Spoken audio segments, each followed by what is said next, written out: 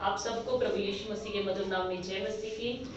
आप सबका प्रभु यीशु मसीह के नाम में स्वागत करते हैं आज की सुंदर शाम के लिए जो परमेश्वर की दया से हमें मिली है।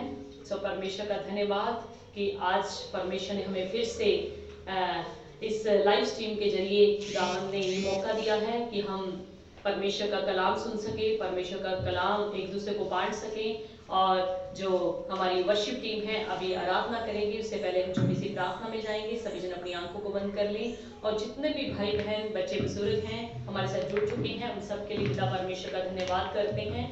सो अगर आप प्रभु को समय दे रहे हैं तो प्रभु आपको इस समय के बदले में स्वर्ग से बड़ी आशीष देगा।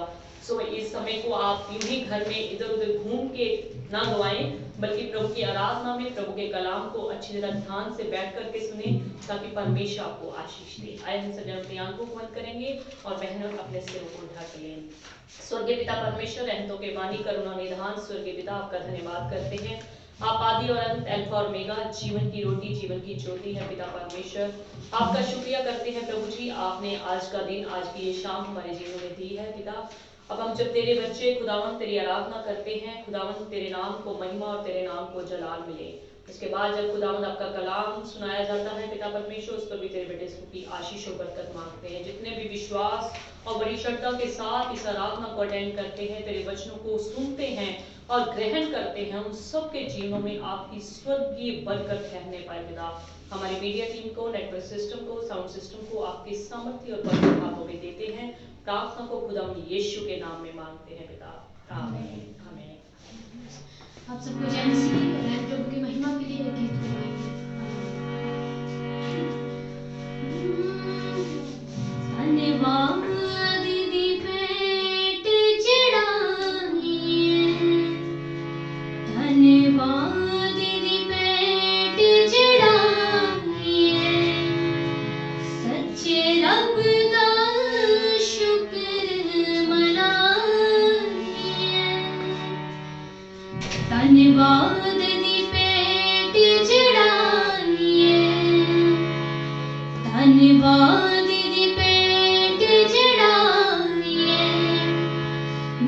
सच्चे रब का शुक्र मनाइए।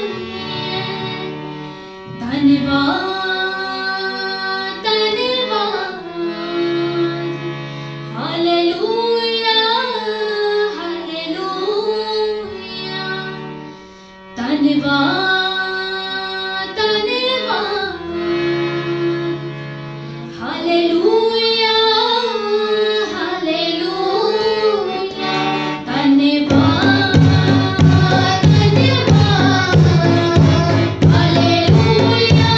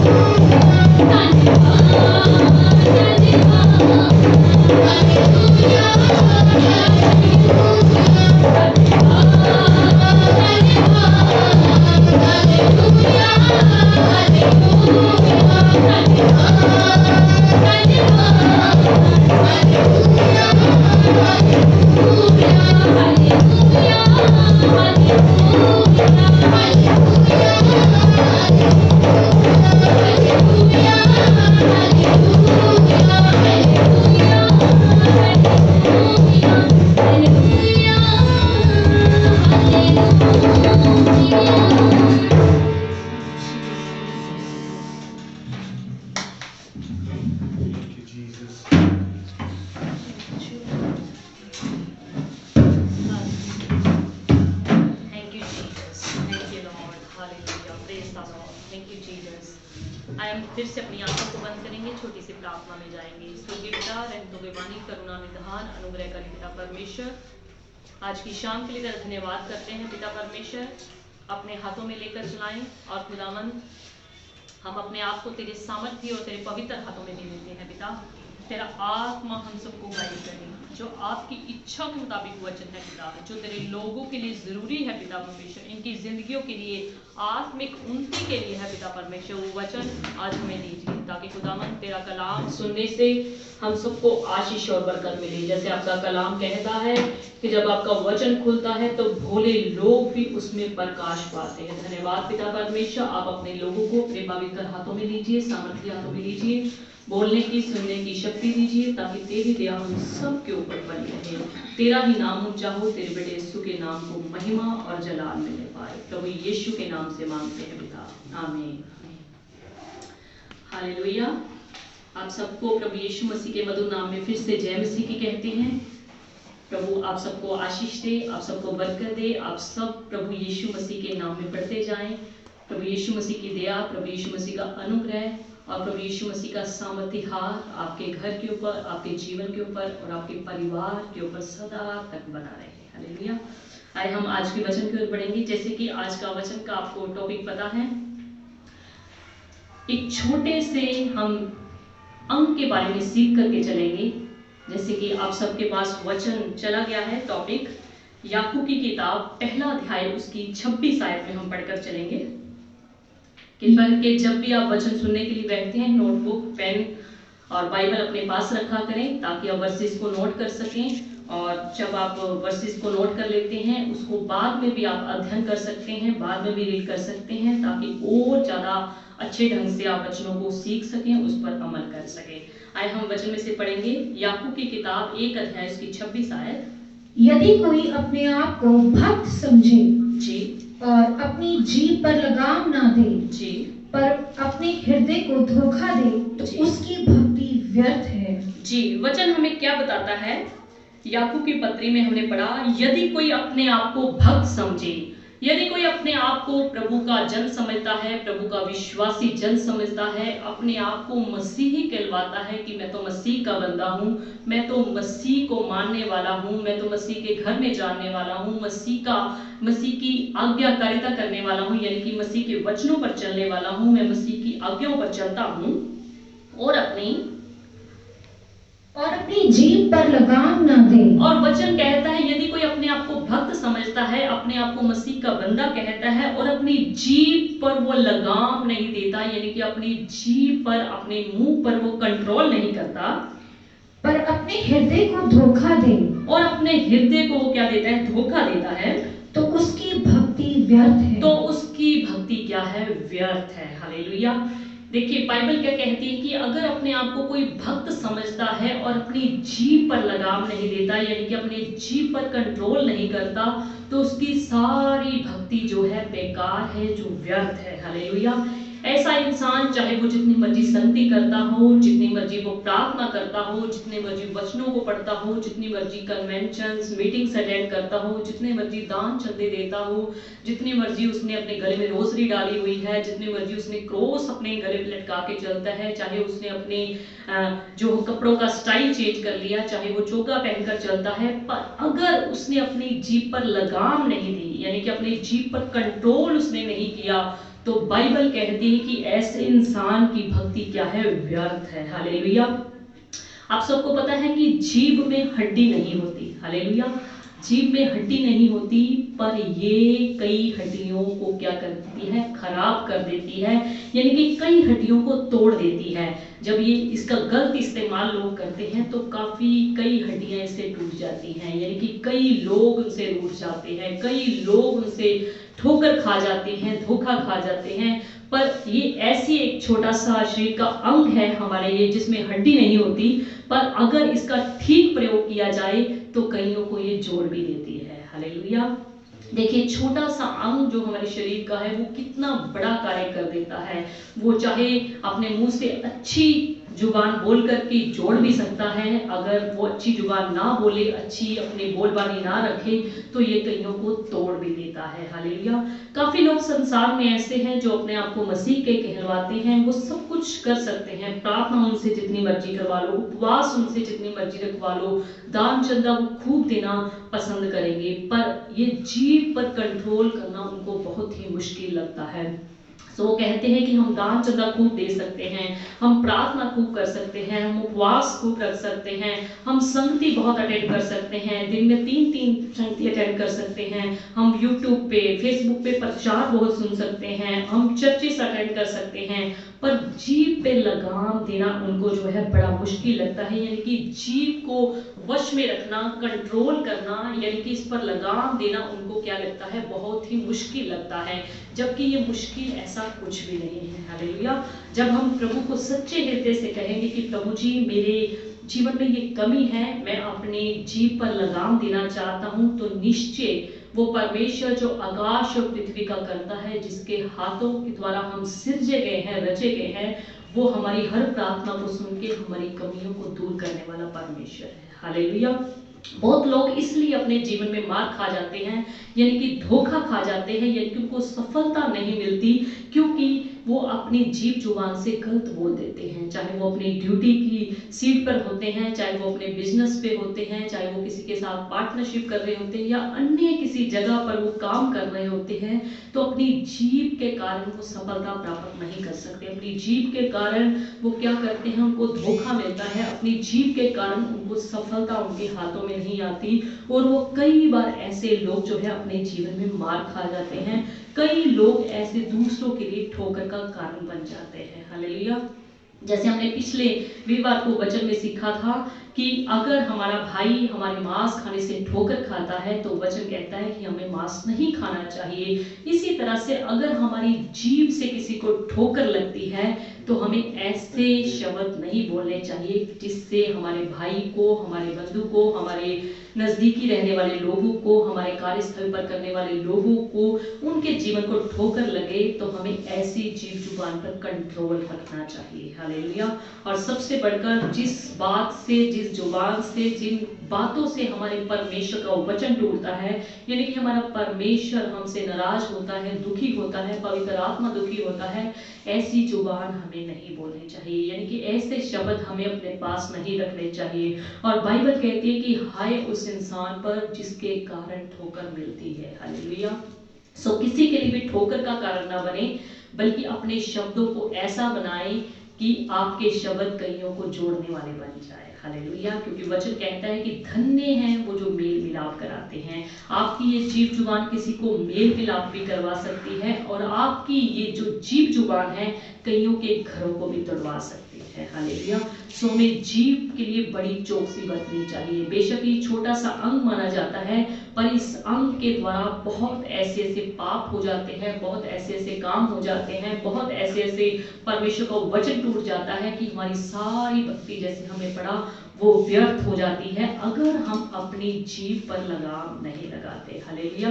अगर हम नीति वचन 4 अध्याय की 24 आयत को पढ़ के चले, नीति वचन 4 अध्याय की 24 आयत, टेढ़ी बात अपने मुंह से मत बोल। वचन क्या कहता है कि टेढ़ी बात जो है अपने मुंह से मत बोल, और चालबाजी की बातें कहना तुझसे दूर रहे। और चालबाजी की बातें जैसे धोखे की बातें तेरे से क्या रहे, दूर रहे। सो वचन हमें स्पष्ट कहता है कि क्या करना चाहिए हमें। फिर से पढ़िए 4 की 24।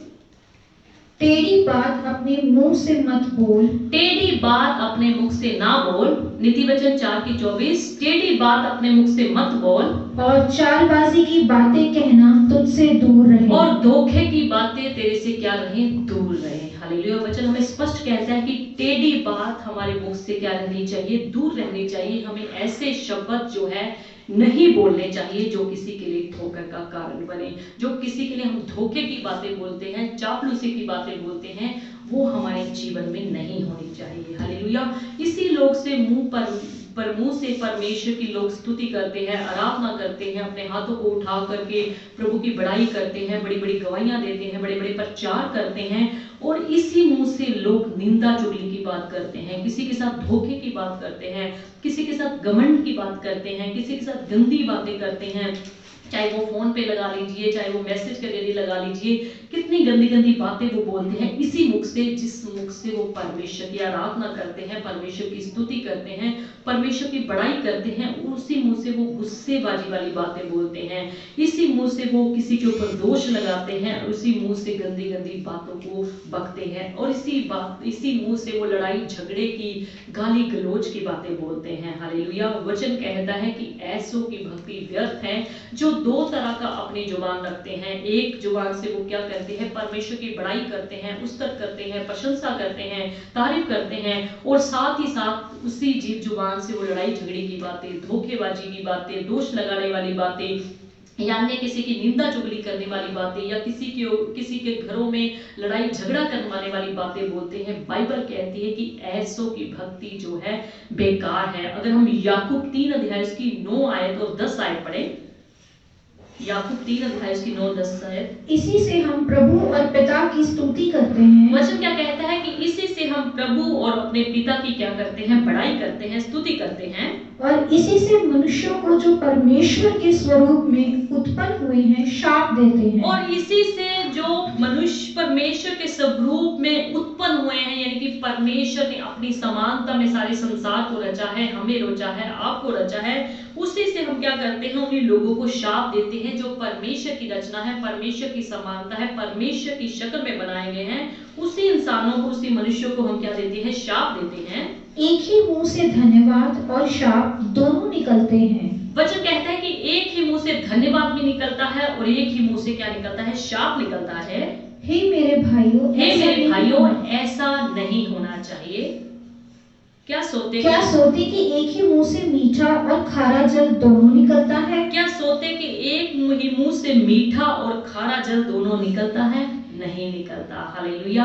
सो हमें एक मुंह से एक तरह की जीभ जुबान रखनी चाहिए। अगर हम परमेश्वर की स्तुति करने वाले हैं तो परमेश्वर की स्तुति ही निकलनी चाहिए, परमेश्वर की महिमा निकलनी चाहिए, परमेश्वर की आराधना होनी चाहिए। इधर उधर की बातें, फालतू की बातें, धोखे वाली बातें, दोष लगाने वाली, लड़ाई झगड़े वाली बातें हमारी जुबान से नहीं निकलनी चाहिए। हालेलुया। नहीं तो हमारी सारी की गई भक्ति बेकार जाएगी। काफी लोग बोलने में बड़ी मीठी आवाज के होते हैं, सुना जाता है कि इनके पास बोलने का बहुत ज्यादा एक्सपीरियंस है, पर कमी उनमें क्या होती है कि वो बिना सोच विचारे बोलते हैं। हालेलुया। बिना सोचे वो बोलते रहते हैं, जिसके कारण उनके जीवन से लोग क्या करते हैं, ठोकर खा जाते हैं। सो बाइबल कहती है कि हमें बिना सोच विचार के नहीं बोलना चाहिए। अगर नीति वचन 12 अध्याय की 18 देखें, ऐसे लोग हैं, वचन क्या कहते हैं, ऐसे भी लोग हैं जिनका बिना सोच विचार का बोलना तलवार के समान चुभता है। जिनका बिना जो सोच विचार के बोलते हैं, उनका बोलना क्या होता है, तलवार के समान इंसान को चुभता है। क्योंकि वो क्या करते हैं, बिना सोचे समझे जवाब देते हैं, बिना सोचे समझे बोल लेते हैं। उनको ये नहीं पता होता कि हमारे सामने कौन बैठा है, हमारी सुनने वाला कौन बैठा है। वो बिना सोच विचार के बोलते हैं। तो वचन क्या कहता है कि उनका बोलना क्या होता है, एक तलवार के समान होता है। सो हमें अपनी जीभ जुबान को कंट्रोल में रखना चाहिए और जब भी बोलना चाहिए सोच विचार के बोलना चाहिए। हालेलुया। परंतु बुद्धिमान के बोलने से लोग चंगे होते हैं। और वचन क्या कहता है कि जब बुद्धिमान लोग बोलते हैं, यानी कि बुद्धिमान लोग सोच विचार के बोलते हैं, अच्छे ढंग से बोलते हैं, तो उनके बोलने से लोग क्या होते हैं, चंगे हो जाते हैं। हालेलुया। सो वचन में कितनी अच्छी बात लिखी है कि जो बिना सोच विचार के लोग बोलते हैं, उनका बोलना एक तलवार के समान लोगों को चुभता है, तलवार के समान उनको लगता है। पर ऐसे भी लोग हैं जो बुद्धि से बोलते हैं और बुद्धि से बोलने के द्वारा सुनने वाले लोग चंगे होते हैं। हालेलुया। सो हमें भी ऐसे लोग बोलना चाहिए, ऐसे बोलना चाहिए कि हमारे बोलने से लोग ठीक हो जाएं, हमारी जीभ जुबान के बोलने से, हमारी बोलबानी से लोग क्या हो जाएं, ठीक हो जाएं। वो कहते हैं ना कि पहले तोलो फिर बोलो। हालेलुया। सो हमें जितना भी बोलना है पहले तोड़ना है फिर बोलना है, यानी कि हमें जो कुछ भी बोलना है सोच समझ के बोलना है, तैयारी के साथ बोलना है, बिना तैयारी के नहीं बोलना, बिना सोचे समझे नहीं बोलना, ताकि आपके बोलने से लोग, वचन क्या कहते हैं, जब बुद्धिमान बोलता है तो लोग क्या होते हैं, चंगे होते हैं। अगर हम नीति वचन 17 अध्याय इसकी 27 आयत में देखें, नीति वचन जो संभल कर बोलता है, वचन कहता है जो संभल कर बोलता है, सोच समझ के बोलता है, बुद्धिमानी से बोलता है, वह ज्ञानी ठहरता है। वो क्या रहता है, ज्ञानी ठहरता है, उसको लोग ज्ञानी कहते हैं। जो संभल कर बोलता है, सुनने वाले लोग कहते हैं ये बड़ा सोच समझ के बोल रहा है, संभल के बोल रहा है, इसकी बातें बड़ी बुद्धिमानी वाली हैं, तो वो क्या ठहरता है, ज्ञानी ठहरता है। इसके उल्ट अगर हम देखें तो जो संभल कर नहीं बोलता वो मूर्ख ठहरता है। हालेलुया। सो हमें ज्ञानी बनना है तो हमें समझदारी से बोलना है, बातचीत करनी है, समझदारी से करनी है, चाहे हम बड़ों के साथ बात करें, चाहे हम छोटों के साथ बात करें, पर हमें समझदारी के साथ बात करनी है, ताकि लोगों के सामने जब हम बोले तो लोग क्या हो जाए, हमारी बातों को सुन करके चंगे हो जाए, हमारी बातों को सुन करके लोग शांति पाए। हमें इस ढंग से बोलना है। हालेलुया। अगर हम इसको मुंह को बंद रखेंगे, इस जीभ जुबान को बंद रखेंगे, तो इससे हमें कोई भी नुकसान नहीं होगा। पर अगर हम जरूरत से ज्यादा इस जीभ का प्रयोग करते रहेंगे, फालतू का बोलते रहेंगे, फालतू का बुड़बुड़ाते रहेंगे, फालतू का अगर हम कुड़कुड़ाते रहेंगे, कुछ ना कुछ इस जीभ जुबान से बोलते रहेंगे, तो याद रखिए छोटा सा अंग जो जीभ जिसमें हड्डी नहीं होती, ये आपके लिए बड़ी नुकसानदायक हो सकती है, ये बड़ा आपको नुकसान पहुंचा सकती है। सो इसलिए जहां पर जरूरत ना हो वहां पर मत बोला करें, और जहां पर जरूरत हो उतना ही बोला करें जितने को आपकी बोलने की जरूरत है। हालेलुया। ताकि वहां पर कोई भी आपके बोलने से ठोकर ना खाए। हालेलुया। सो कम बोलने से नुकसान नहीं होगा, ज्यादा बोलने से नुकसान बहुत हो सकता है। अगर हम नीति वचन 10 अध्याय उसकी 19 और 20 आयत पढ़े, जहाँ बहुत बातें होती हैं, वचन कहता है कि जहां पर बहुत बातें होती हैं वहाँ अपराध भी होता है। वहां अपराध भी होता है। आपने बहुत जगह पर देखा होगा कि लोग कई बार फालतू की जब बातें फोन पे शुरू कर देते हैं या मिलजुल के करना शुरू कर देते हैं, वहां पर क्या होता है, अपराध हो जाता है, यानी कि पाप हो जाता है। अगर हम कम बोलेंगे, कम एक दूसरे को फोन करेंगे, तो हमारा प्रेम प्यार जो है बना रहेगा, हमारा रिलेशन जो है बना रहेगा। अगर हम बिना काम के एक दूसरे को फोन करते रहेंगे, बिना काम के एक दूसरे के साथ बातचीत करते रहेंगे, बिना काम के एक दूसरे के साथ जो है फोन पे चैटिंग करते रहेंगे, फोन करते रहेंगे, या फेसबुक उनके साथ टाइप रखेंगे, या व्हाट्सएप करते रहेंगे, चैटिंग करते रहेंगे, तो याद रखिए जहां पर बहुत बातें होती हैं, वचन कहता है वहां पर अपराध होता है। हालेलुया। तो हमें उतना को एक दूसरे को फोन करना चाहिए, उतना को एक दूसरे के साथ बातचीत करनी चाहिए, चाहे फोन के द्वारा, चाहे व्हाट्सएप के द्वारा, चाहे मैसेज के द्वारा, चाहे मिलने के द्वारा, ताकि हमारा रिलेशन खराब ना हो, ताकि हमारे मुख से कोई ऐसी फालतू की बात ना निकल जाए जिससे हमारे रिलेशन में फ्रैक्शन पड़ जाए, या जिससे हमारे बोलने से अगले को ठोकर लग जाए, या हमारे ज्यादा बोलने से हमारी कोई ऐसी वीकनेस ना उसको पता चल जाए। हालेलुया। सो वचन स्पष्ट कहता है जहां पर बहुत बातें होती हैं, अनलिमिटेड बातें हो जाती हैं, जरूरत से ज्यादा लोग बातें करने लग जाते हैं, वहां पर क्या होता है, अपराध होता है।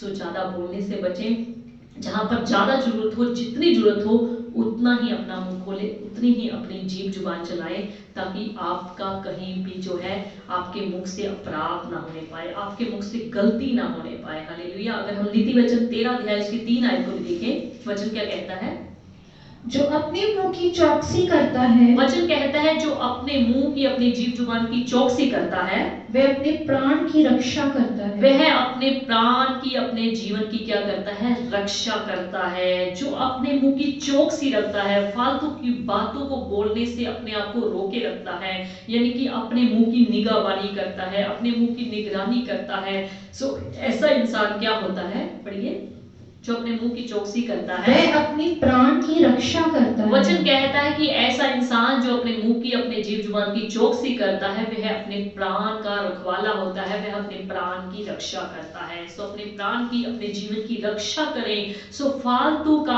अपने जीभ जुबान से कोई भी शब्द किसी के लिए, अपने के लिए, पराये के लिए, बच्चों के लिए, बड़ों के लिए, बुजुर्गों के लिए ना निकालें। सो जितनी को जरूरत हो उतने ही अपने मुख से शब्द यूज करें, उतना ही अपने मुंह को इस्तेमाल करें दूसरों से से बातें करने के लिए, ताकि आपके मुख से कोई भी पाप ना होने पाए। सो ज्यादा बोलने से पाप को बढ़ावा मिलता है। ज्यादा जब हम बोलते हैं, ज्यादा हम किसी के साथ बातचीत करते हैं, तो नेचुरली है कोई ना कोई ऐसी बात हो जाती है जिससे हमारे जीवन से, हमारे शरीर से पाप हो जाता है। सो हमें ऐसे बात के लिए बचना चाहिए और अपने मुंह की जो है हमें चौकसी करनी चाहिए, अपने मुंह की हमें निगहबानी करनी चाहिए, ताकि शैतान को हम अपने ज्यादा बोलने से, अपनी जीभ जुबान के ज्यादा चलाने से उसको किसी भी रीति से अवसर ना दे सके। सो मौका ना दे कि शैतान आपके जीवन में ऐसा पल ले आए कि आपके ज्यादा बोलने से जो है लोगों को ठोकर मिले और आपकी जो है आपके मुख से, आपके जीवन से पाप हो जाए। हालेलुया। याकूब प्रभु का दास कहता है कि हम बोलने में क्या हो जाए, पूरी तरह से अपने आप को वश में कर लें, कंट्रोल में कर लें, क्योंकि जब हम जीभ को, इस छोटे से अंग को कंट्रोल करेंगे तो हमारा शरीर जो है पाप नहीं करेगा। यानी कि हम पूरी तरह से सिद्ध हो जाएंगे, परफेक्ट हो जाएंगे, क्योंकि हम अपनी जीभ जुबान से कोई फालतू की बात नहीं निकालते। इससे हम क्या होंगे, अपने आप में सिद्ध हो जाएंगे। अगर हम अपनी जीभ को अपने वश में रखेंगे तो हम अपने पूरे शरीर पर भी क्या कर सकते हैं, नियंत्रण कर सकते हैं, उसको अपने वश में करके रख सकते हैं। अगर हम याकूब की किताब 3 अध्याय की 2 आयत से देखें, इसलिए कि हम सब बहुत बार चूक जाते हैं। वचन कहता है इसलिए कि हम बहुत बार ऐसी बार चूक जाते हैं। जो कोई वचन में नहीं चूकता वही तो सिद्ध मनुष्य है। जो कोई वचन में, जो ऐसा वचन कहता है, वचन बताता है, वचन हमें आज्ञा देता है, अगर कोई इंसान नहीं चूकता तो ऐसा इंसान ही सिद्ध है और सारी देह पर भी लगाम लगा सकता है। और अपनी सारी देह पर, अपने सारे शरीर पर लगाम लगा सकता है। जब हम अपने वश में करने के लिए घोड़ों के मुंह में लगाम लगाते हैं, वचन कहता है कि जब हम अपने वश में करने के लिए घोड़ों के मुंह पर लगाम लगाते हैं, आपने देखा होगा कि जब घोड़े पर लगाम लगानी हो, छोटी सी हम लगाम लगाते हैं तो घोड़ा हमारे वश में हो जाता है, यानी कि हमारे कंट्रोल में हो जाता है। तो हम उनकी सारी देह को भी घुमा सकते हैं। तो हम उस सारे घोड़े को, उसकी देह को क्या कर सकते हैं, घुमा सकते हैं। देखो, जहाज भी यद्यपि ऐसे बड़े होते हैं और प्रचंड वायु से चलाए जाते हैं। देखो वचन क्या कहता है कि देखो जहाज भी कितने बड़े होते हैं और प्रचंड वायु के द्वारा चलाए जाते हैं, तो भी एक छोटी सी पतवार के द्वारा मांझी की इच्छा के अनुसार घुमाए जाते हैं। तो मांझी क्या करता है, एक छोटी सी पतवार के द्वारा जहाज को अपने नियंत्रण में ले लेता है, यानी कि जिधर उसने जहाज को लेके जाना होता है वो जहाज को ले जाता है। वैसे ही जीभ भी एक छोटा सा अंग है और वह बड़ी बड़ी डींगे मारती है। वचन क्या कहता है, वैसे ही जीभ भी हमारे शरीर का एक छोटा सा अंग है और वह बड़ी बड़ी डींगे मारती है, बड़ी बड़ी अहंकार की, घमंडी, लड़ाई झगड़े की, नफरत की, निंदा चुगली की बातें बोलती है।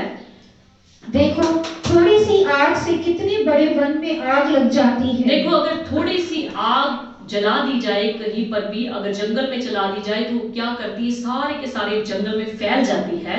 जीभ भी एक आग है। तो वचन क्या कहते हैं, जीभ भी उस आग की तरह है। जीभ हमारे अंगों में अधर्म का एक लोक है। जीभ हमारे अंगों में एक अधर्म का एक लोक है और सारी देह पर कलंक लगाती है। और वो हमारी ज्यादा बोलने से, ज्यादा जुबान चलाने से, ज्यादा लड़ाई झगड़ा करने से, निंदा चुगली की, इधर उधर की फालतू की बातों बोलने से हमारी देह को क्या करती है, वो कलंक लगाती है। हमारे पूरे शरीर पर, देह पर कलंक लगा देती है और जीवन गति में आग लगा देती है। और जीवन गति में आग लगा देती है। मान लीजिए कोई इंसान बहुत बोलता है तो हम क्या कहेंगे कि उसकी जीभ बहुत बोलती है, हम ऐसा नहीं कहेंगे। जोर लगा के हम कह सकते हैं कि उनकी जुबान बहुत चलती है, पर असल में हम क्या कहेंगे कि वो फलाना फलाना व्यक्ति, वो फलानी फलानी बहन, वो फलानी फलानी बहन या भाई वो बहुत ही गलत है, वो ठीक तरीके से नहीं बोलता। हम ये नहीं कहेंगे कि उसकी जुबान, उसकी जीभ जो है ठीक नहीं है, हम क्या कहेंगे, वो भाई ठीक नहीं है। क्योंकि वचन जैसे हमें इस तरीके बताता है, जीभ एक आग की तरह है। जीभ हमारे अंगों में अधर्म का एक लोक है और सारी देह पर क्या करती है, कलंक लगा देती है। हमारे पूरे जीवन के ऊपर, हमारे पूरे शरीर के ऊपर क्या करती है, दोष लगा देती है, कलंक लगा देती है और जीवन गति में आग लगा देती है। और जीवन गति में आग लगा देती है और नरक कुंड की आग से जलती रहती है। और नरक कुंड की आग से जलती रहती है। क्योंकि हर प्रकार के वन, पशु, पक्षी और रेंगने वाले जंतु और जलचर तो मनुष्य जाति के वश में हो सकते हैं। देखिए वचन क्या कहता है, वन पशु पक्षी रहने वाले जंतु जलचर मनुष्य जाति के वश में हो सकते हैं, मनुष्य अपने वश में कर सकता है और हो भी गए हैं। और हो भी गए हैं, जैसा परमेश्वर ने हमें वचन में कहा है कि ये सारी चीजें तुम्हारे वश में होंगी। पर जीव को मनुष्यों में से कोई वश में नहीं कर सकता। पर वचन कहता है कि जीव को मनुष्यों में से कोई अपने वश में, अपने कंट्रोल में नहीं कर सकता। वे एक ऐसी बला है जो कभी रुकती ही नहीं। सो ये एक ऐसी बला है कि जो कभी रुकती ही नहीं। वे प्राणनाशक विष से भरी हुई है। ये प्राण विष से क्या है, भरी हुई है, यानी कि एक जहर के समान है। वचन खुद बताता है कि ये एक ऐसा अंग है जो पूरे जंगल में आग लगा देता है। ये एक ऐसी जुबान है, ऐसी चीज है, जब ज्यादा बोला जाता है, फालतू का बोला जाता है तो यह क्या करती है, हमारे पूरे शरीर पर, हमारी पूरी देह को कलंक लगा देती है। याद रखें, थोड़े से गलत शब्द हमारे शरीर के लिए खतरनाक साबित हो सकते हैं। सो अपनी जीव जुबान का प्रयोग उतना को करें जितना को जरूरी है। इस जीव से बोले गए शब्द इंसान की पढ़ाई लिखाई की वैल्यू को पढ़ने नहीं देता। अगर इंसान बहुत खूब पढ़ा लिखा है, खूब गुणी है, खूब सुंदर है, खूब स्मार्ट है, खूब गोरे रंग का है, याद रखिए अगर उसकी जीभ जुबान बहुत चलती है, अगर वो ज्यादा फालतू की बातें बोलने वाला है तो उसकी पढ़ाई की कोई वैल्यू नहीं संसार में पड़ेगी, उसके परिवार में उसकी वैल्यू नहीं पड़ेगी। अगर वो खूबसूरत अपने आप में बहुत कहलाता है पर वो बड़ी बड़ी डींगे मारता है, घमंड उसके बीच में है, उसकी बातें करने का स्टाइल किसी को पसंद नहीं, उसकी डीलिंग किसी के साथ ठीक नहीं, उसकी जीभ जुबान ठीक नहीं, तो याद रखिए उसके सारे गुण, उसकी सुंदरता, उसकी पढ़ाई लिखाई, उसका गोरा रंग, उसका जितना मर्जी स्टाइलिश उसके पास सब कुछ हो, उसको काम नहीं देगा। हालेलुया। सो याद रखिए ये सारी चीजें हमारे जीवन में तभी महत्वपूर्ण होगी जब हम अपनी जीभ पर कंट्रोल रखेंगे। सो हमारी जीभ जुबान सबसे पहले लोगों को इफेक्ट उनके ऊपर डालती है। अगर हमारी जीभ जुबान ही बढ़िया नहीं है, कोई हमसे बात करना पसंद नहीं करता, तो याद रखिए आपकी पढ़ाई लिखाई की, आपकी सुंदरता की, आपके गुणों की वैल्यू नहीं पड़ेगी। सो इसलिए अपनी सुंदरता को, अपनी पढ़ाई लिखाई को अपने बढ़ाने के लिए सबसे पहले आपके अंदर क्वालिटी ये होनी चाहिए कि आपकी जीभ जुबान से लोगों को आशीष मिलनी चाहिए। आपकी जीभ जुबान किसी के लिए ठोकर का वसीला नहीं बनना चाहिए। तो गुस्से में काफी लोग गलत बोल जाते हैं, गुस्सा आ सकता है। बाइबल कहती क्रोध तो करो पर पाप मत करो, पर काफी लोग क्या करते हैं, क्रोध करते हैं तो गुस्से में बहुत कुछ बोल जाते हैं। याद रखिए मूड तो ठीक हो जाएगा पर जो हमारी गुस्से से हमारे मुख से निकली हुई बातें हमारे अंदर वापस नहीं जाएंगी। मूड हमारा एक दिन बाद, 2 दिन बाद, तो बाइबल तो कहती शाम तक ठीक हो रहना चाहिए, पर अगर हमारा 1-2 दिन बाद भी ठीक होता है, मूड तो ठीक हो जाएगा, पर याद रखिए जो आपकी गुस्से से बात किसी के लिए, अपनों के लिए, परायों के लिए, किसी के लिए भी निकल चुकी है, वो याद रखिए वो आपके लिए क्या होगी, खतरनाक घातक साबित होगी, क्योंकि आपने मुंह से जो निकाल दिया है वो आपके मुंह में कभी भी नहीं जाएगा। हालेलुया। सो ऐसे बोलने, ऐसे तोल करके बोले कि लोगों को आशीष मिले, किसी को ठोकर ना मिले। हालेलुया। सो वचन में हमने क्या पढ़ा है, नीति वचन 18 अध्याय की 21 आयत में देखें, जीव के वश में मृत्यु और जीवन दोनों होते हैं। वचन कहता है कि जीव के वश में मृत्यु भी होती है और जीवन भी होता है। हालेलुया। आपके मुंह के शब्द आपको ऊंचे भी उठा सकते हैं और आपके मुंह के शब्द आपको नीचे भी गिरा सकते हैं। याद रखिए ये छोटी सी आप जीभ कहते हैं पर इसके द्वारा बोले गए शब्द आपको कहीं ऊंचाइयों तक पहुंचा सकते हैं। अगर आपके मुंह के शब्द ठीक नहीं होंगे तो वो आपको ऊपर से नीचे भी गिरा सकते हैं। हालेलुया। अक्सर देखा जाता है कि लेडीज जो होती हैं पुरुषों के मुकाबले ज्यादा बोलने वाली होती हैं, ज्यादा निंदा चुगली वाली बातें उनके अंदर होती हैं। हालांकि पुरुष जो है इस मुताबिक कम होते हैं, पर लेडीज की आदत ज्यादा होती है बुड़बुड़ाने की, कुड़कुड़ाने की, निंदा करने की, चुगली करने की, लड़ाई झगड़ा करने की, फालतू की बातें बोलने की। तो याद रखिए लेडीज भी इस बात का विशेष तौर पर ध्यान रखें, क्रोध तो करो पर पाप मत करो। क्रोध में आप कुछ भी बोलते हैं उसको भी सोच कर बोलो, क्योंकि वो आपके निकले गए मुंह से शब्द आपके अंदर कभी भी वापस नहीं जाएंगे। जैसे हमने वचन में पढ़ा, नीति वचन 18:21 आयत कि जीव के वश में मृत्यु भी होती है और जीवन भी होता है। ये जीव लोगों के घरों को बर्बाद भी कर देती है, यही जीव लोगों के घरों को आबाद भी कर देती है। सो याद रखिए कि जो आप अपने शब्द जो आपके होंगे, जो आपके मुंह के शब्द होंगे, वो आपकी बुरी परिस्थितियों को भी बदल सकते हैं। बेशक आप कैसे भी हालात से गुजर रहे हैं, कैसी भी समस्या से गुजर रहे हैं, पर अगर आपके शब्द सही हैं तो वो आपकी बुरी परिस्थितियों को भी बदल सकते हैं, वो आपके स्थिति को ठीक कर सकते हैं। सो अगर आप किसी को अपने मुंह से इनकरेज नहीं कर सकते, उसको प्रोत्साहित नहीं कर सकते, उसके गुणों के लिए, उसकी क्वालिटीज के लिए, उसकी बातों के लिए अगर आप इनकरेज नहीं कर सकते तो आप किसी को डिस्करेज भी ना कीजिए। कोई ऐसी बात अपने मुंह से ना निकालें कि किसी को आपकी बातें सुनने के द्वारा ठोकर लगे। सो हमेशा अपने मुंह को दूसरों को प्रोत्साहित कीजिए उनके कामों के लिए, उनकी बातों के लिए कि आप अच्छा गाते हैं, अच्छा बजाते हैं, अच्छा बोलते हैं, अच्छा पढ़ते हैं, अच्छा काम करते हैं। सो कभी भी किसी को डिस्करेज ना करें। अगर बोलना, लोग कहते हैं कि बोलना एक कला है, बोलना भी हर किसी को नहीं आता, स्टेज पे बोलना हर किसी को नहीं आता, माइक के सामने बोलना हर किसी को नहीं आता, पब्लिक के सामने बोलना हर किसी को नहीं आता। याद रखिए अगर बोलना एक कला है तो उसकी रक्षा करना उससे भी भला है। हालेलुया।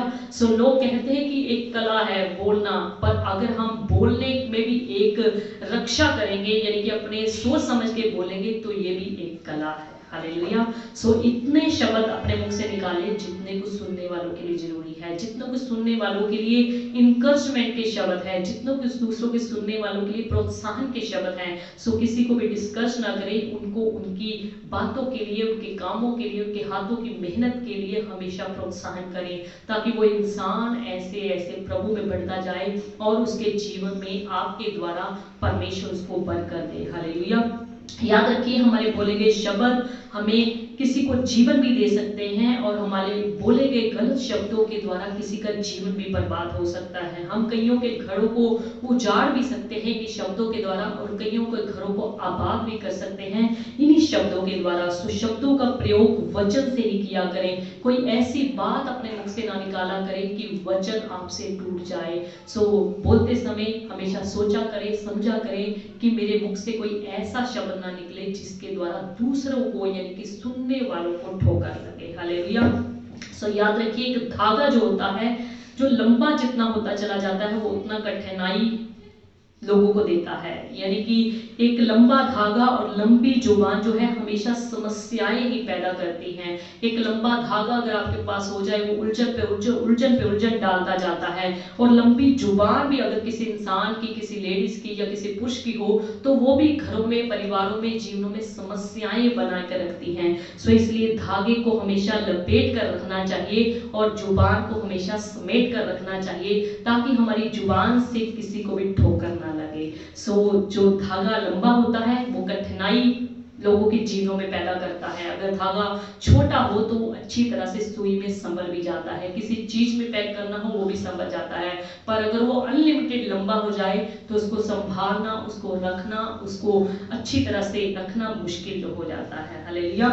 सो परमेश्वर हमारे झूठे शब्दों से बहुत ही नफरत करता है। काफी लोग झूठे शब्द बोलते हैं, एक दूसरे के साथ बात करनी है, हालांकि लोग परमेश्वर के सामने कुछ बोलते हैं जल्दबाजी में, उतावली में बोल जाते हैं। परमेश्वर के सामने मन्नत मांगते हैं, उतावली में कर जाते हैं कि परमेश्वर मैं तेरे घर के लिए ये करूंगा, मैं तेरे लोगों के लिए ये करूंगा, मैं तेरी संगत के लिए ये करूंगा, जबकि उनके पास इतने सोर्स नहीं होते, उनके पास इतना, यानी कि उनके पास इतनी करने की क्षमता नहीं होती। वो भी क्या करते हैं, एकदम से जल्दबाजी में कुछ कुछ बोल जाते हैं।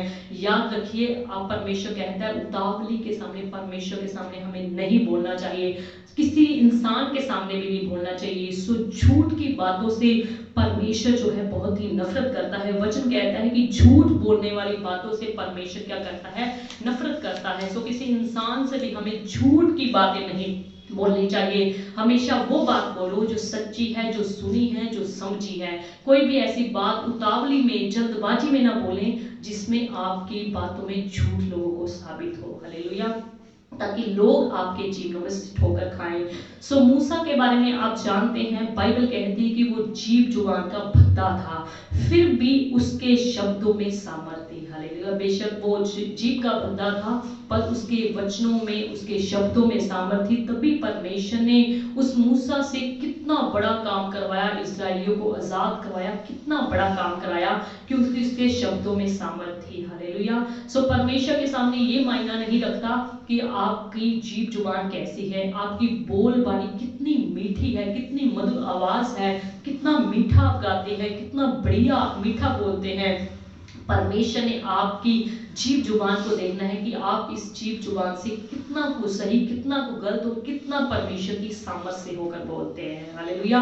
सो मूसा के शब्दों में सामर्थ्य, तभी परमेश्वर ने उससे इतना बड़ा अपना कार्य लिया और इतनी बड़ी अपनी इजरायली जनता को उसके द्वारा आजाद करवाया। हालेलुया। सो जीभ में इतनी पावर होती है, जीभ में इतनी शक्ति होती है। सो आपने मरियम के बारे में पढ़ा होगा, इसने मूसा की, प्रभु के दास की निंदा करी और अपनी जीभ का गलत प्रयोग कर लिया। ये बात परमेश्वर को बिल्कुल भी अच्छी न लगी कि तूने मेरे दास मूसा की, जिसके सामने मैं आमने सामने बात करता हूं, उसके लिए तूने ऐसी बात, निंदा की बात क्यों बोली, तूने उसकी चुगली को करी। सो परमेश्वर को इन बातों से गुस्सा आया और परमेश्वर ने क्या किया, उसको कोड़ लगा दिया। इसके बारे में हम गिनती 12 अध्याय में देख सकते हैं कि जब उसने मूसा प्रभु के दास की निंदा करी तो वचन कहते हैं कि उसको कोड़ लग गया। हालेलुया। पर वचन हमें क्या बताता है, भजन संहिता 141 अध्याय उसकी 3 में क्या कहता है, हे यहोवा मेरे मुख पर पहरा बिठा। दाऊद क्या कहता है कि हे यहोवा मेरे मुंह पर, मेरे मुख पर क्या बिठा,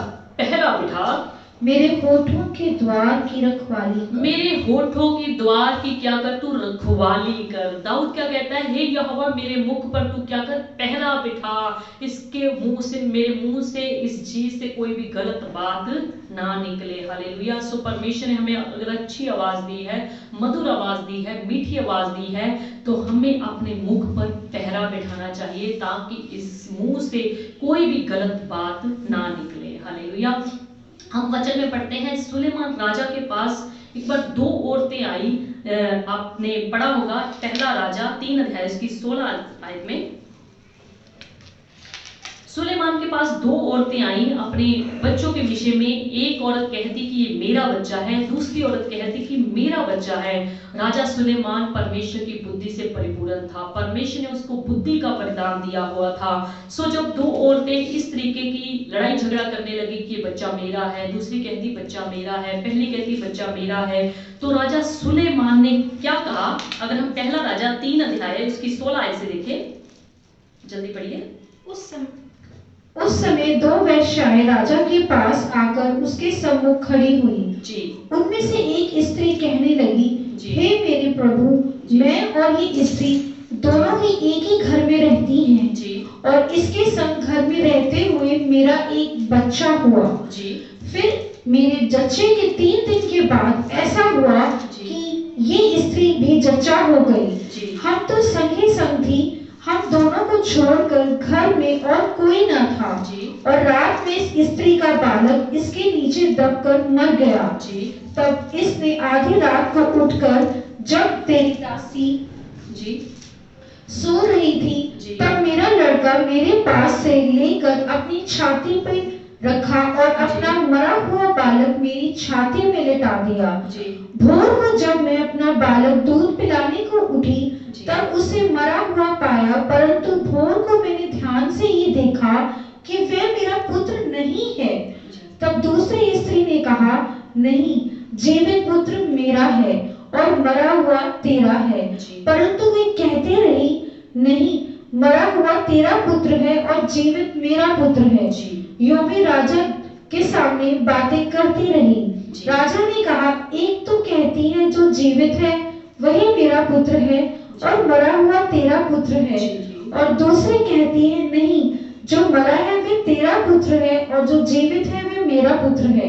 फिर राजा ने कहा, मेरे पास तलवार ले आओ। जी, सो यहाँ पर हमने क्या देखा कि राजा सुलेमान के पास दो औरतें आई और कहने लगी कि हमने एक ही रात में बच्चों को जन्म दिया और घर में कोई नहीं था, ऐसे बच्चों की अदला बदली होगी, जो मरा हुआ है वो इसका है, जीवित है वो मेरा है। यानी कि दोनों औरतें यही साबित करना चाहती थी कि जीवता बच्चा जो है मेरा है, मरा हुआ इसका है। यानी कि दोनों अपने आप को सच करने लगे कि हमारा जीवता बच्चा है, मरा हुआ हमारा नहीं है। तो राजा सुलेमान ने क्या कहा कि मेरे पास एक क्या ले आओ, तलवार ले आओ। अतः एक तलवार राजा के सामने लाई गई। राजा ने जैसे आज्ञा दी अपने लोगों को, एक तलवार उसके पास लाई गई और तब राजा बोला, जीवते बालक के दो टुकड़े करके आधा इसको और आधा उसको दे दो। क्योंकि परमेश्वर ने राजा सुलेमान को बुद्धि दी थी। ये दोनों औरतें कह रही कि हमारा बच्चा है, हमारा बच्चा है। तो राजा सुलेमान ने बड़ी बुद्धि के साथ ये शब्द बोले कि जीवित बालक के दो टुकड़े करके आधा इस औरत को और आधा दूसरी औरत को दे दो। तब जीवित बालक की माता का मन अपने बेटे से स्नेह से भर गया। हालेलुया। और उसने राजा से कहा, हे प्रभु, जीवित बालक उसी को दे दो। हालेलुया।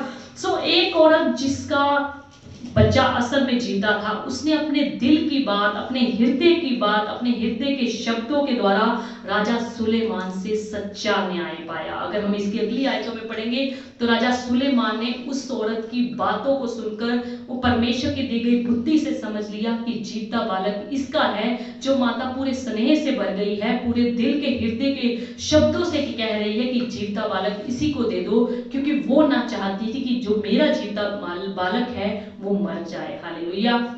सो अगर वो औरत ऐसे शब्द अपने मुंह से ना निकालती तो राजा सुलेमान क्या करता, उस बच्चे के दो टुकड़े करा देता, आधा इस औरत को और आधा उस औरत को दे देती। सो राजा सुलेमान ने बड़ी बुद्धि के साथ और उसके स्नेह बड़े शब्दों के साथ, उसकी जीभ जुबान से जो असल माता की शब्द निकले थे कि ये जीवता बालक इसी को दे दो। हालेलुया। राजा सुलेमान समझ गया कि जिसको तरस आया है उसी का बालक जीवता है। सो उसने सच्चा न्याय किया, क्योंकि उसके शब्द जो थे उसको पसंद आ गए और उसके हृदय में घर कर गए और उसने समझ लिया कि ये सचमुच जीवता बालक इसी माता का है जिसको इस पे तरस आया है। हालेलुया। सो दूसरी माता ने कुछ भी नहीं बोला, इसका मतलब वो झूठी थी, उसका बच्चा जो था मरा हुआ था। सो परमेश्वर के अनुग्रह से और परमेश्वर की दी गई बुद्धि से उसने इस कार्य को किया, क्योंकि उस औरत ने अपने शब्दों से राजा के मन को जीत लिया। अय्यूब के बारे में आप पढ़ते हैं, अय्यूब के ऊपर कितनी कठिनाई आई, कितनी समस्याएं आई, कितनी परेशानियां आई। बाइबल बताती है कि उसने अपने मुख से कोई भी ऐसी बात नहीं निकाली जिससे परमेश्वर को किसी भी बात में उस पर गुस्सा आए। हालेलुया।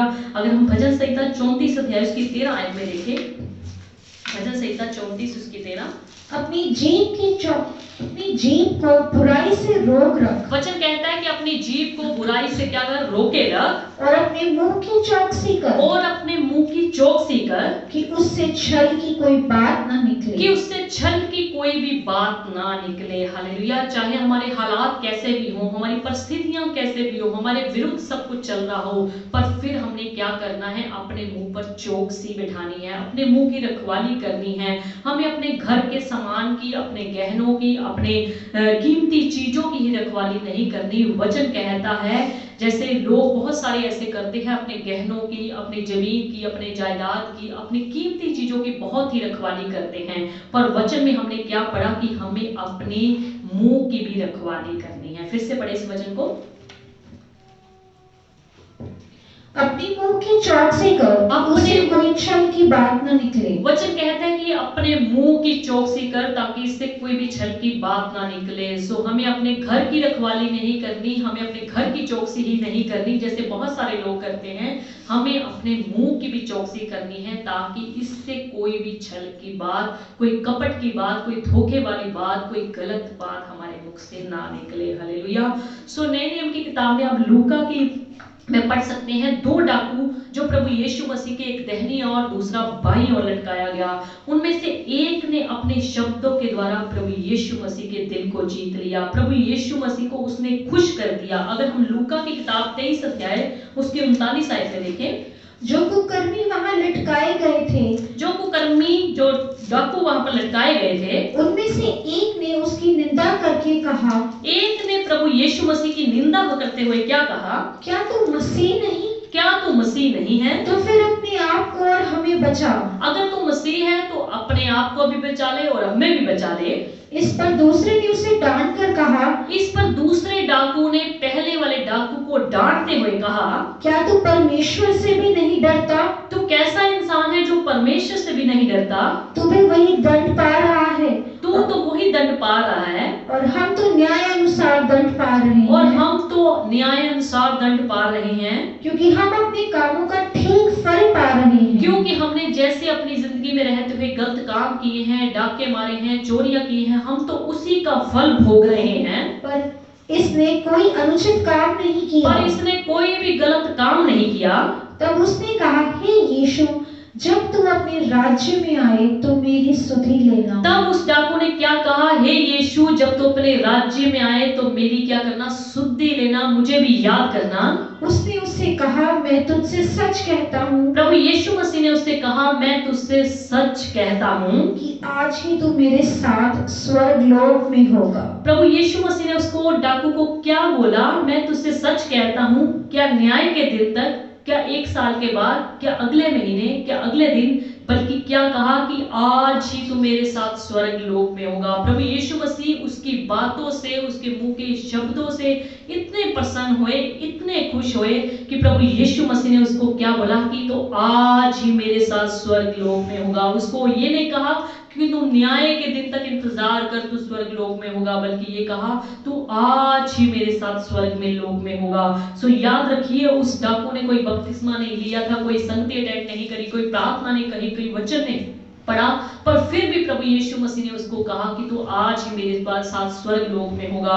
सो क्योंकि उसका अंतिम समय आ चुका था, सो प्रभु यीशु मसीह को उसने अपने शब्दों के द्वारा जीत लिया और प्रभु यीशु मसीह ने कहा, आज ही तू मेरे साथ क्या होगा, स्वर्ग लोक में होगा। अगर हम पहला पत्रस 3 अध्याय उसकी 10 आयत में पढ़ें, जो कोई जीवन की इच्छा रखता है, वचन कहता है जो कोई इंसान जीवन की इच्छा रखता है और अच्छे दिन देखना चाहता है, और अच्छे दिनों को देखना चाहता है, वे अपनी जीभ को बुराई से, वो अपनी जीभ को बुराई से और अपने होठों को छल की बातों से, और अपने होठों को छल की, कपट की, निंदा चुगली की, गलत बातों से करने से रोके रहे। अपनी निंदा चुगली की, छल की बातों को करने से रोके रहे। सो वचन क्या कहता है, जो कोई जीवन की इच्छा रखता है। हालेलुया। सो इस डाकू ने भी अपने जीवन की इच्छा रखते हुए, अपने मुंह के शब्दों में चौकसी बरते हुए, अच्छे शब्दों के द्वारा, सुंदर शब्दों के द्वारा, प्यारे शब्दों के द्वारा परमेश्वर के मन को जीत लिया। हालेलुया। वचन कहता है कि जो मुंह में जाता है वो इंसान को अशुद्ध नहीं करता, बल्कि जो मुख से निकलता है वही इंसान को क्या करता है, अशुद्ध कर देता है। सो हमें वही बोलना चाहिए जो हमें लोगों के लिए आशीष का वसीला हम बन सके, किसी के लिए भी ठोकर का कारण ना बने। सो याद रखिए, जो इस जीव की कीमत को समझ जाता है वो तो इसका सही प्रयोग करता है, और जो इसकी कीमत को नहीं समझता वो इसका प्रयोग हमेशा गलत ही करता है। अगर हम अपने मुंह को वश में रखेंगे, अपनी जीभ को वश में रखेंगे, तो हम कभी भी धोखा नहीं खाएंगे और जीवित परमेश्वर से हम कभी भी दूर नहीं जाएंगे। अगर हम नीति वचन 21 अध्याय की 23 आयत पढ़े, जो अपने मुंह को वश में रखता है, जो अपने मुंह को वश में रखता है, अपने कंट्रोल में रखता है, वह अपने प्राण को विपत्तियों से बचाता है। वह अपने प्राण को क्या करता है, विपत्तियों से बचाता है। अपने मुंह को जो गंदा बोलने से, निंदा चुगली की बातों को बोलने से, लड़ाई झगड़े की बातों को बोलने से, भ्रष्टाचार फैलाने से, घमंड के शब्दों से बोलने में जो कंट्रोल करता है, यानी कि अपने वश में रखता है, जिससे कि हमारे मुंह से कोई पाप ना होने पाए, परमेश्वर ऐसे इंसानों को क्या करता है, पसंद करता है। भजन संहिता 52 अध्याय इसकी 4 आयत में पढ़े, हे छली जीभ, तू सब विनाश करने वाली बातों से प्रसन्न रहती है। हे छली जीभ, तू सब विनाश करने वाली बातों से खुश रहती है। जीभ चाहती है कि आप अपने मुख से गलत गलत शब्द बोलते जाए, ताकि वो आपके पूरे शरीर को, पूरी देह को क्या करे, नाश कर सके। आज परिवारों में झगड़े क्यों बढ़ रहे हैं? क्योंकि दोनों पक्ष किसी की सुनने को तैयार नहीं है। दोनों पक्ष एक दूसरे को सुनाने के लिए तैयार है, बढ़ा चढ़ा के सुनाने के लिए तैयार है। इसलिए झगड़े जो है परिवारों में, समाज में खत्म नहीं हो रहे, झगड़े जो है बढ़ते ही जा रहे हैं। अगर एक पक्ष चुप हो जाए तो लड़ाई झगड़ा खत्म हो जाता है। अगर दोनों पक्ष ही कहें कि मैं ही ठीक हूं, आप गलत है, तो कभी भी झगड़े खत्म नहीं होंगे। सो दोनों पक्ष अगर प्रभु के प्रति प्रेम रखते हुए अपनी जीभ जुबान को बंद रखेंगे, अपनी जीभ जुबान से गलत नहीं बोलेंगे, तो कभी भी रिश्तों में दरार नहीं पड़ेगी। अगर हम भजन संहिता 50 अध्याय उसकी 19 आयत से लेकर 21 आयत तक पढ़ें। तूने अपना मुंह बुराई करने के लिए खोला, तूने अपना मुंह बुराई करने के लिए खोला, और तेरी जीभ छल की बातें गढ़ती है। और तेरी जीभ जो है छल की कपट की बातें गढ़ती है, बोलती है। तू बैठा हुआ अपने भाई के विरुद्ध बोलता, वचन कहता है तू बैठा हुआ अपने भाई बहनों के प्रति विरुद्ध में बोलता है, और अपने सगे भाई की चुगली खाता है, और अपने सगे भाइयों की तू निंदा चुगली खाता है। ये काम तूने किया, ये काम जो तूने किया है, और मैं चुप रहा, और मैं शांत बैठा हूँ, इसलिए तूने समझ लिया कि परमेश्वर बिल्कुल मेरे समान है। इसलिए तूने भी समझ लिया कि परमेश्वर भी जैसे मैं कर रहा हूँ, परमेश्वर भी मेरे जैसा ही है, मेरे जैसा ही अपने भाई की निंदा करने वाला है। परंतु मैं तुझे समझाऊंगा, परंतु प्रभु कहता है कि मैं तुझे समझाऊंगा, और तेरी आंखों के सामने सब कुछ अलग अलग दिखाऊंगा, और तेरी आंखों के सामने ही मैं सब कुछ साफ साफ कर दूंगा। हालेलुया। सो वचन कहता है कि हमें अपनी जीभ जुबान से ऐसे कटु शब्द नहीं बोलने चाहिए। सो आपने काफी लोगों से सुना होगा कि फलाने हॉस्पिटल के डॉक्टर बहुत अच्छे हैं, फलाने क्लिनिक में डॉक्टर बहुत अच्छे बैठते हैं। चाहे जितना मर्जी पेशेंट बीमार हो, अगर वो हॉस्पिटल में चले जाएं, डॉक्टर की बातें सुनकर, डॉक्टर की मधुर वाणी सुनकर, डॉक्टर से बातचीत करके काफी लोग क्या कहते हैं कि आधे तो हम डॉक्टर से बात करके ही ठीक हो जाते हैं, क्योंकि उनके मुंह के शब्द ही पेशेंट को इतना अपनी ओर खींच लेते हैं कि पेशेंट अपनी आधी बीमारी को, आधी तकलीफ को, आधी दर्द को ही भूल जाता है। पर उसके उल्ट काफी डॉक्टर्स दुनिया में, समाज में ऐसे पाए जाते हैं जो पेशेंट के साथ उनके दुख दर्द में उनकी पूरी तरह सुनवाई नहीं करते, यानी कि दूसरे शब्दों में कहें उनके साथ ठीक डीलिंग नहीं करते, या उनका इलाज ठीक नहीं करते, या किसी भी रीति से उनके साथ उनकी बीमारी में, उनकी तकलीफ में, उनकी दर्द में उनको उल्टा ही जवाब देते हैं। सो ऐसे पेशेंट जो है डॉक्टर के पास कभी भी जाकर खुश नहीं होते। पर काफी डॉक्टर ऐसे होते हैं जो अपने बोलबानी के द्वारा, अपनी डीलिंग के द्वारा बिना इलाज किए ही पेशेंट को आधा ठीक कर देते हैं। सो आपको भी ऐसे बनना है कि लोग आपके पास वैसे ही ठीक हो जाए, वैसे ही अपनी समस्या को भूल जाए, वैसे ही अपनी बीमारी को, अपनी तकलीफ को वो भूल जाए। सो गलत बातें याद रखिए हमें पापी बनाती हैं, और ठीक बातें, समझदारी की बातें, बढ़िया बातें, ईमानदारी की, वफादारी की बातें, यानी कि खुदावंद की महिमा की बातें हमें धर्मी ठहराती हैं। हालेलुया। दाऊद कहता है प्रभु जी मुझे किसी भी अनर्थ बात की प्रभुता मेरे ऊपर ना होने दे, यानी कि वो कहता है कोई भी गलत बात मेरे ऊपर राज ना करे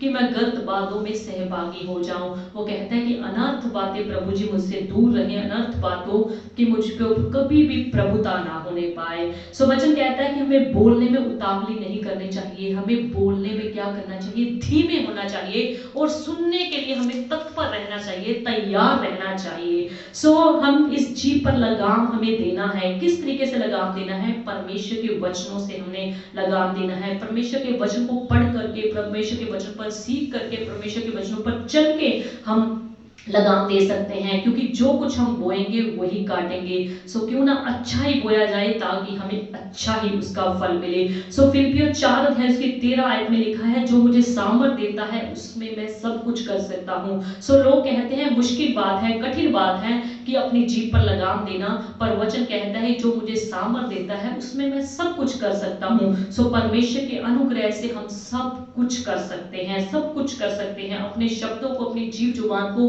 कंट्रोल में रख सकते हैं। सो किसी दूसरे को समझाने के लिए इसका इस्तेमाल कर सकते हैं, किसी को प्रोत्साहन करने के लिए इसका इस्तेमाल कर सकते हैं, प्रभु की महिमा करने के लिए इसका इस्तेमाल करें, प्रार्थना करने में, वचन सुनाने में, गवाही देने में इसका इस्तेमाल करें, तो ये कभी भी आपके लिए खतरनाक साबित नहीं होगी। पर जितने लोग परमेश्वर के वचनों की ना सुन करके अब उल्ट चलते हैं तो उनके लिए परमेश्वर कहता है उनके लिए सजा भी है। सो अपने शब्दों को परमेश्वर की महिमा के लिए इस्तेमाल करें। सो वचन हमें फिलिप्पियों 4 अध्याय की 8 आयत में क्या बताता है? जो बातें, इसलिए हे भाइयों जो बातें सत्य हैं, वचन कहता है जो बातें सच्चाई की हैं, सत्य हैं, और जो बातें आदरणीय हैं, और जो बातें आदरणीय हैं, एक दूसरे को आदर देने वाली हैं, और जो बातें उचित हैं, और जो बातें उचित हैं, जितनी को उचित हमें बोलनी चाहिए वो बातें हैं, और जो बातें पवित्र हैं, और जो बातें हमारे मुख से निकलती है पवित्र हैं, और जो बातें बातें सुहावनी हैं और जो बातें सुहावनी हैं और जो बातें मन भावनी हैं और जो बातें एक दूसरे के लिए मन भावनी है, उनके मन को छूने वाली हैं, अर्थात जो भी सद्गुण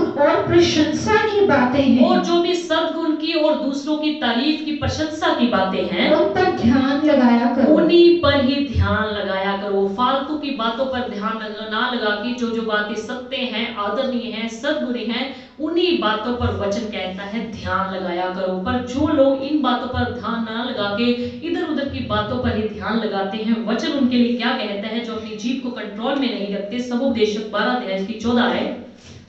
सबोपदेशक 12 अध्याय इसकी 14 आयत में पढ़े जल्दी। क्योंकि परमेश्वर सब कामों और सब गुप्त बातों का चाहे वह भली हो या बुरी, चाहे वो इंसान भली बातें करता है, चाहे वो बुरी बातें करता है, परमेश्वर के खिलाफ बातें करता है, न्याय करेगा। परमेश्वर सभी बातों का न्याय करेगा। चाहे वो अच्छी बातें करते हैं, चाहे वो गलत बातें करते हैं, परमेश्वर आपकी एक एक बात को, आपकी जुबान को कंट्रोल जो आप नहीं रख रहे, उसकी एक एक बात को नोट कर रहा है। और परमेश्वर का वचन कहता है एक दिन परमेश्वर उसका क्या करेगा? न्याय करेगा।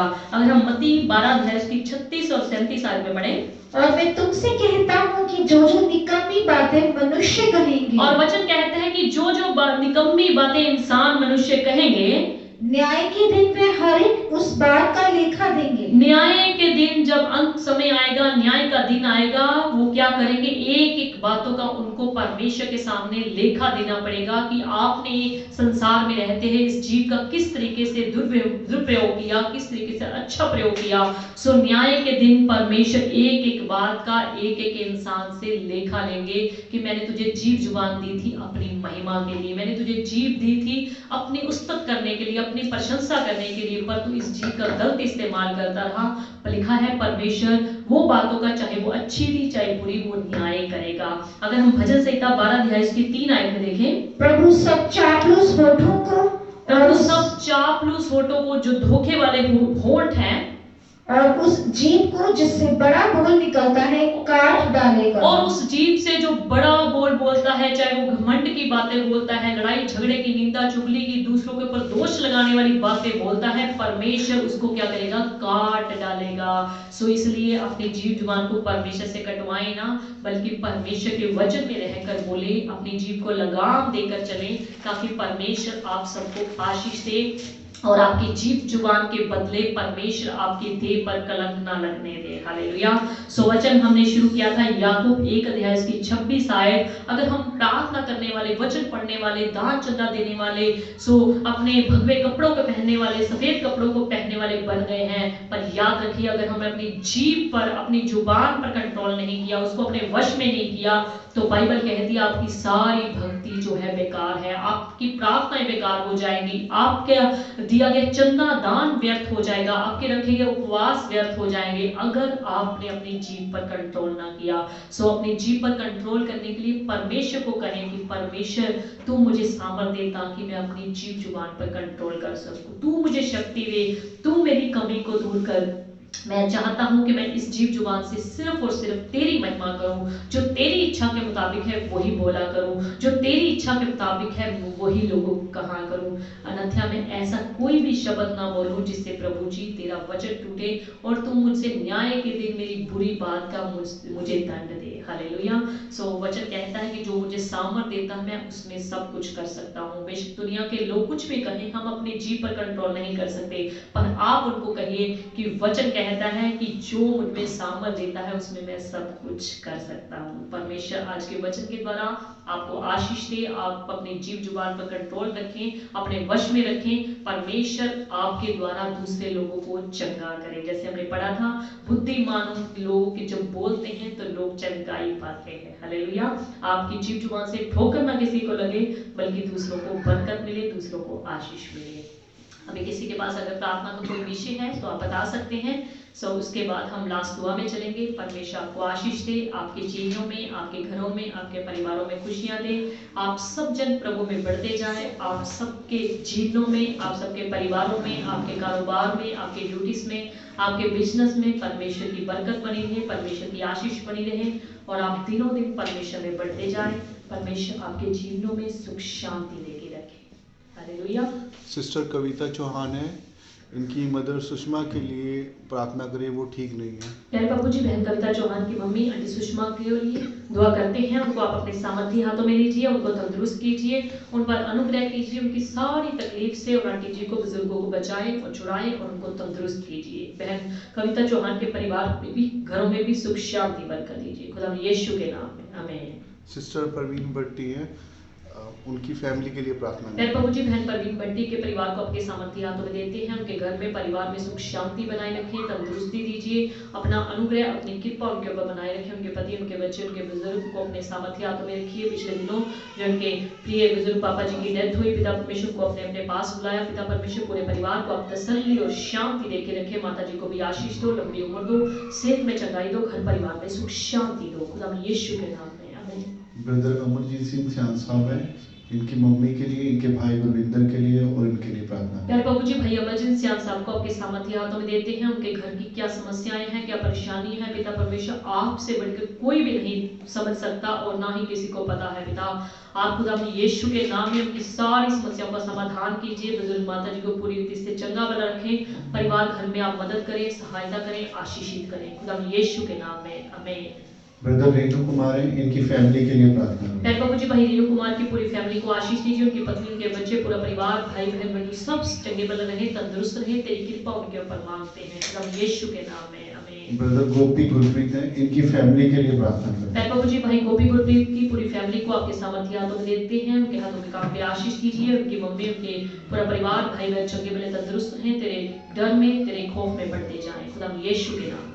अनुग्रह निवास से ब्रदर सुनील है, इनकी फैमिली के लिए और उनके पड़ोसियों के लिए प्रार्थना करें। प्यारे बाबू जी, भाई सुनील को, उनकी पत्नी, उनके बच्चों को, उनके मम्मी पापा को, भाई बहनों को, आस पड़ोस को, गली मोहल्ले को, सबको सुख शांति दीजिए, तंदुरुस्त रखें। अपने खून में उनके पूरे परिवार को ढांक के रखें। उनके हाथों के काम पे बरकत दीजिए। छोटे बच्चे को भी आशीष दीजिए, सेहत में चंगाई दीजिए, लंबी उम्र दीजिए, तंदुरुस्ती बख्शे, खुदा यीशु के नाम में आमीन। ब्रदर सरबजीत सिंह है, इनकी पूरी फैमिली को प्रभु और भी ज्यादा आत्मिक तल में बढ़ाए। प्यारे बाबू जी, भाई सरबजीत की पूरी फैमिली को आपके सामर्थ्य हाथों में सौंप देते हैं। परिवार के एक एक जन को तेरे सामर्थ्य हाथों में देते हैं। एक एक पर आप अपनी कृपा बनाए रखें, अपनी दया बनाए रखें, अपना अनुग्रह बनाए रखें।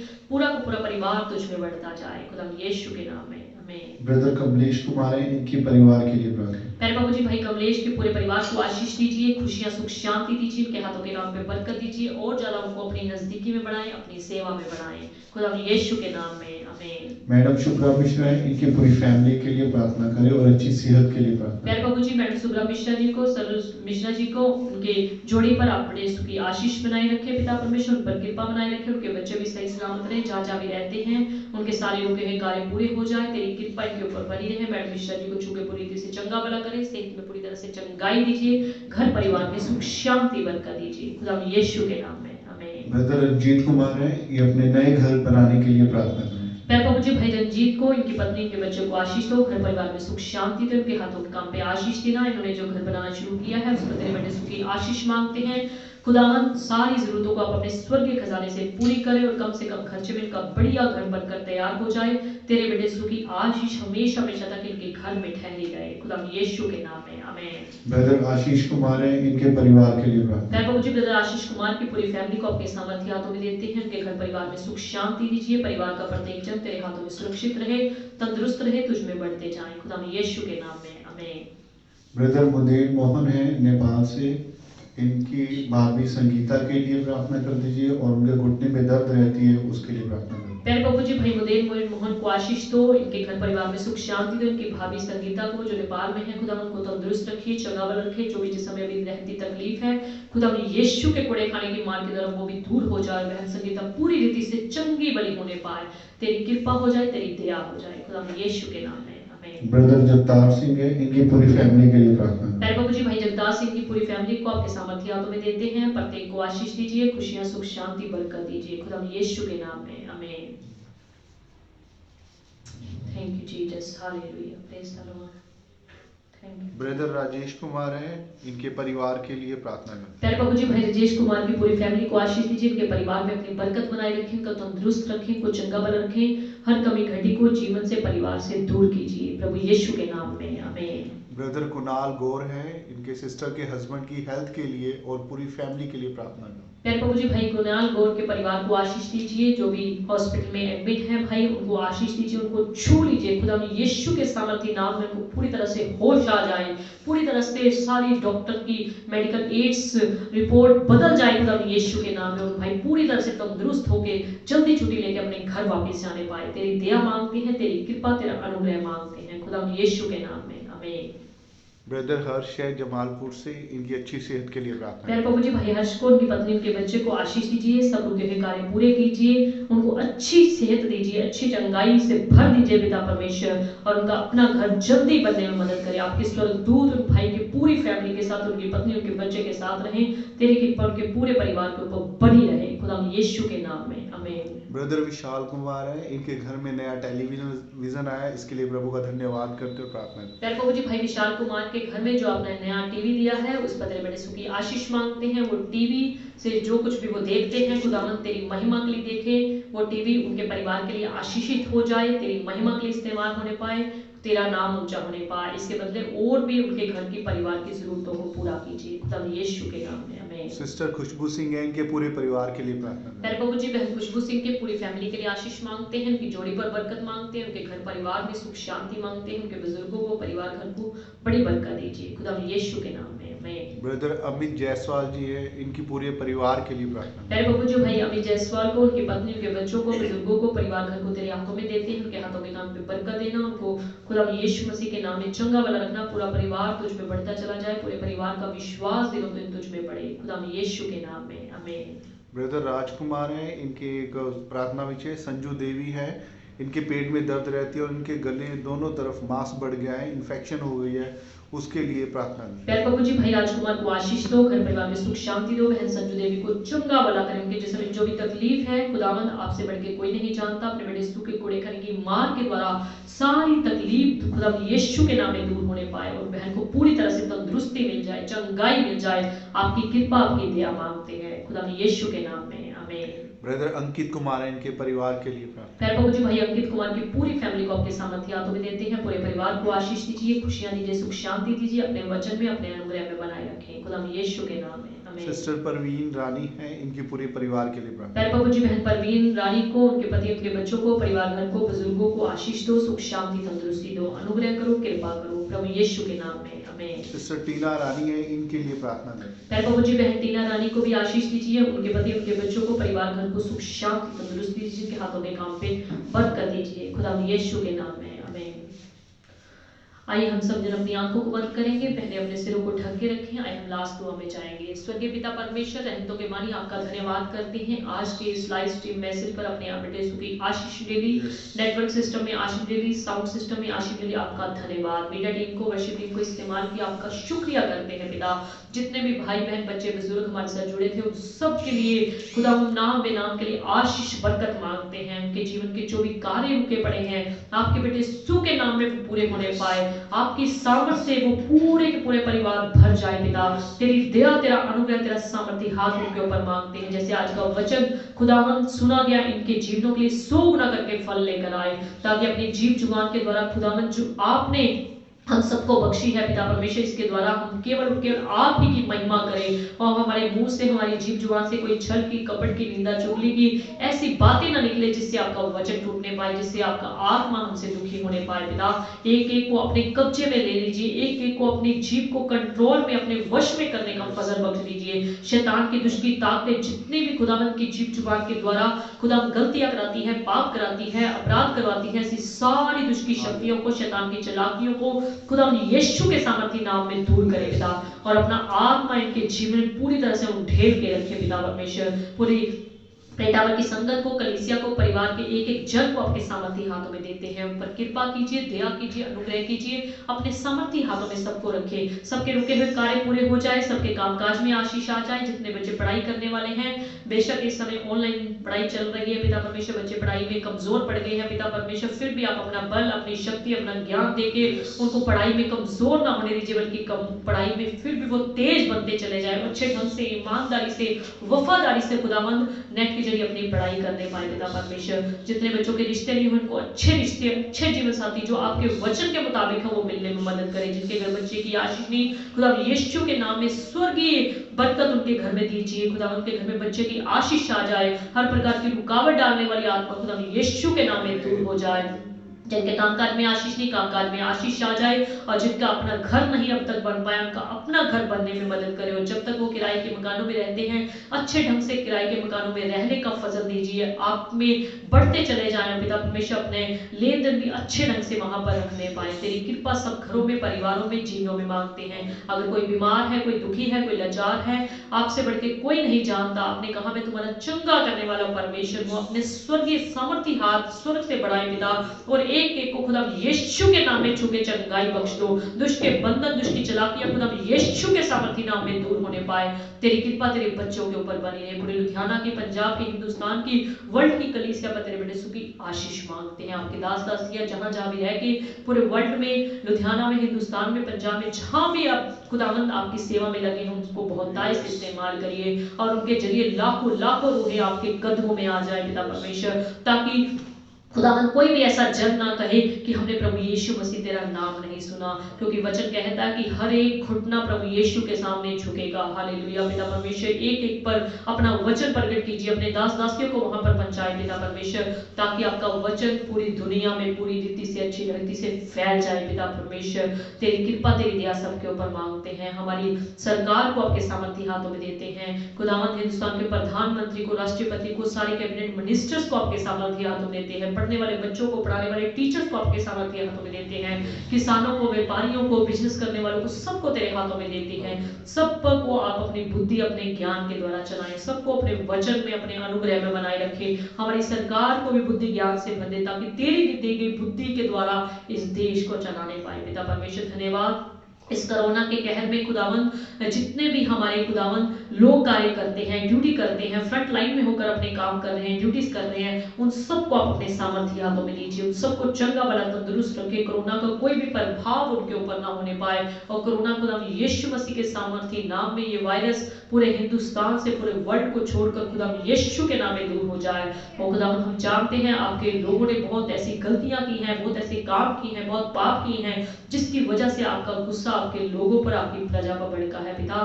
फिर भी आप अपने लोगों को एक बार क्षमा करें, क्योंकि आप क्षमा करने वाले परमेश्वर हैं। वो खुदावंद एक बार अपने लोगों को क्षमा करके इस कहर से अपने लोगों को बचाएं और इस वायरस को पूरी तरह से खत्म कर दीजिए। खुदावंद तेरी दया तेरे लोगों पर मांगते हैं, तेरी कृपा तेरी सारे संसार के एक एक जन पर मांगते हैं, चाहे किसी भी धर्म, किसी भी जाति के लोग क्यों ना हो।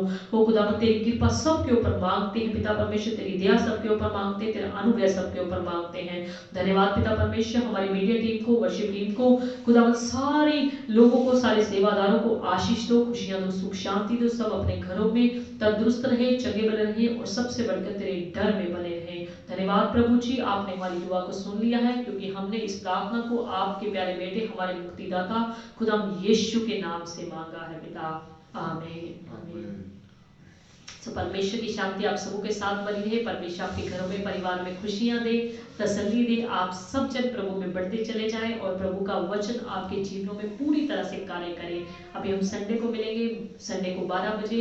सो आप संडे की वर्शिप के लिए, संगति के लिए तैयार रहा करें। जैसे आप प्रभु के घर में आया करते थे, सो उसी रीति से, उसी श्रद्धा के साथ, उसी प्रेम भाव के साथ, उसी परमेश्वर की आज्ञा को पूरा करते हुए संडे संगति को कभी भी मिस ना करें, ताकि परमेश्वर की आशीष आपके जीवनों में हमेशा तक बनी रहे। प्रभु आप सबको आशीष दे, प्रभु आप सबको बरकत दे, आपको खुशियां दे। खुदा यीशु के नाम में आमीन आमीन।